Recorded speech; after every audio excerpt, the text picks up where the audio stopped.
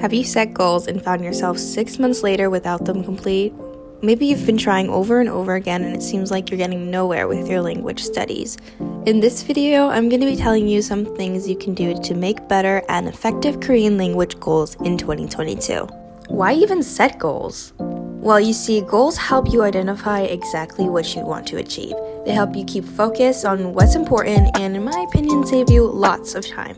When you get truly specific about what you want and how you're going to achieve it, you might find scheduling what to do during study sessions much easier than before. The first thing you should do is ask yourself these two simple questions. Why do I want to learn Korean? And what would I do if I could speak Korean fluently right now? The answer to both of these questions is the true reason why you want to study Korean. Maybe you're learning because of K-pop, or maybe because you want to study abroad in the future.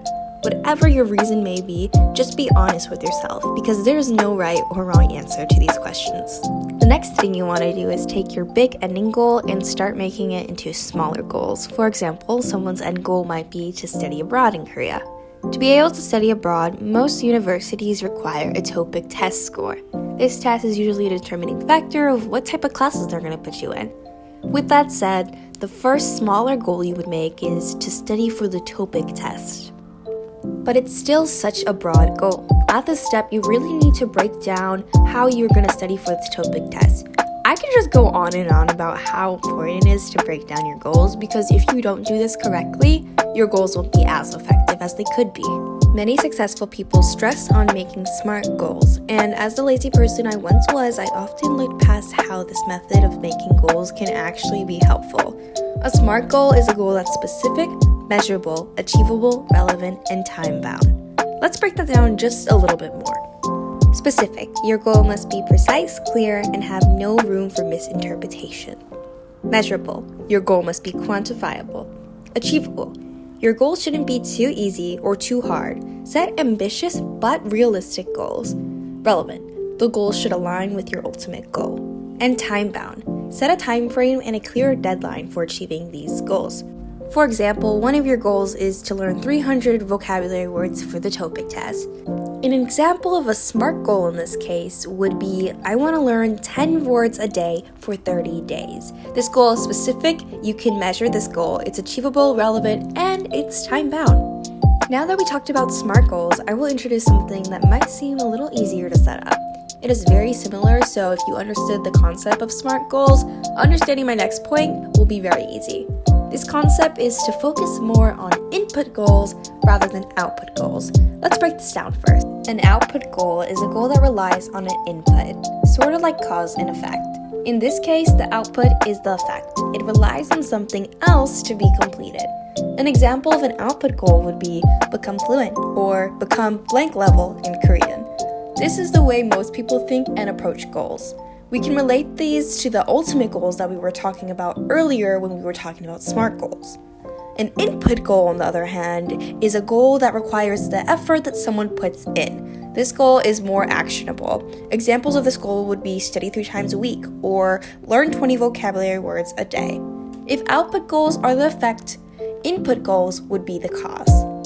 Input goals are easier to measure progress over time. They force you to start acting on the matter, which creates small progress instead of trying to do everything at once. Input goals are often within our output goals. If your goal is to become an intermediate level learner, think about what you have to do to become that level. If we compare input and output goals to SMART goals, input goals almost fill every criteria for a SMART goal, making it more of an effective way to make your goals. Output goals are actually not all that bad though. Since they are result-focused, they can help provide you with tons of motivation to complete your input goals. I also want to emphasize on making goals at least 3 months at a time. Goals that are beyond 30 days increase procrastination. So I would recommend either making your goals every 3 months, monthly, or even weekly to decrease the chances of procrastination and increase productivity. Make sure you also find a place to write down these goals, whether it be on a post-it, in your notes app on your phone. Put them in a place that you can look back at them easily and won't forget that they're there. Another thing that I think is worth mentioning is to focus more on actual tasks than rather the amount of time you're studying. Rather than telling yourself that you will study for an hour, tell yourself that you will study until all your tasks that you want to complete for that day are done. Doing this helps me personally achieve my goals better and take my time while learning information instead of feeling rushed to do everything in that 1 hour. Take some time to really be intentional with your goals. You know yourself the best and how much you can handle, so be sure not to overwhelm yourself with crazy goals. Challenge yourself, but don't push yourself too hard. If you set goals that are too hard for you, you might end up feeling stressed and unmotivated. If you're like me, you might even spend time beating yourself up for not achieving them. Use optimistic wording to make you feel good and more motivated, because it will seem more achievable. A good example would be, by blank time frame, I will be able to do blank achievement.